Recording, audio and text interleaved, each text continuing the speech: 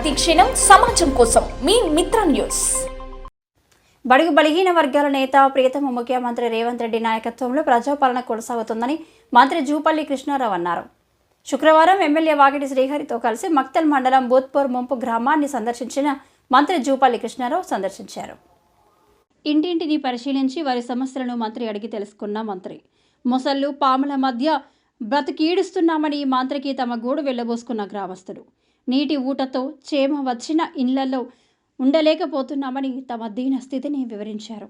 గ్రామస్తుల ఆవేదనను చూసి చెల్లించిన మంత్రి జూపల్లి కృష్ణారావు గ్రామంలో హృదయ విదారకర పరిస్థితులు ఉన్నాయన్న మంత్రి మీ ఓర్పుకు సహనానికి దండం పెట్టాలి అని వ్యాఖ్యానించిన మంత్రి సుదీర్ఘకాల సమస్యను యుద్ధ ప్రాతిపదికన పరిష్కరించేందుకు తన శక్తి వంచన లేకుండా కృషి జూపల్లి కృష్ణారావు భరోసా ఇచ్చారు. ఇందిరమ్మ పాలనలో అందరికీ న్యాయం చేస్తామని, పాలమూరు బిడ్డ ముఖ్యమంత్రి రేవంత్ రెడ్డి దృష్టికి మీ సమస్యలు తీసుకెళ్తామని, త్వరలోనే నీటిపారుదల శాఖ మంత్రి ఉత్తమ్ కుమార్ రెడ్డితో సమీక్ష నిర్వహించి సమస్యను పరిష్కరిస్తామని, ముంపు బాధితులకు ఒక్కో కుటుంబానికి 200 గజాల ఇంటి స్థలం కేటాయింపుకు చర్యలు తీసుకుంటామని మంత్రి తెలిపారు. పునరావాసం కోసం భూసేకరణకు నోటిఫికేషన్ జారీ చేయాలని అదనపు కలెక్టర్ను ఆదేశించిన మంత్రి పునరావాస పునర్నిర్మాణం R&R కమిషనర్ వినయ్ కృష్ణారెడ్డికి ఫోన్ చేసి మాట్లాడిన మంత్రి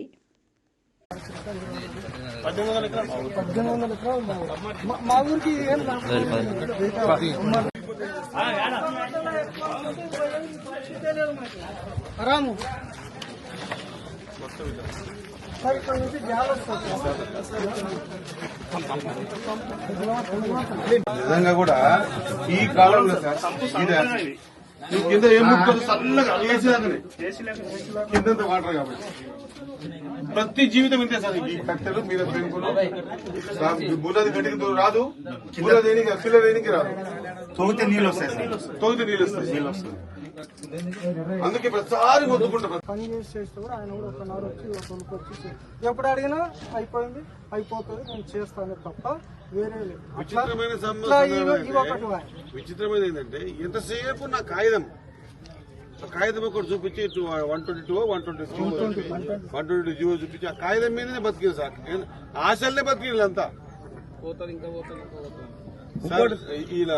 ఇంతకనే దరిద్రమైన బతుకులు ఎవరికి లేకుంటే సార్, మొత్తం తెలంగాణ రాష్ట్రంలో లేకుంటే అంత ఘోరం సార్. మరి ఇది ఎందుకు వీళ్ళ మీద ఎందుకు కసిగట్టినరా వీళ్ళ మీద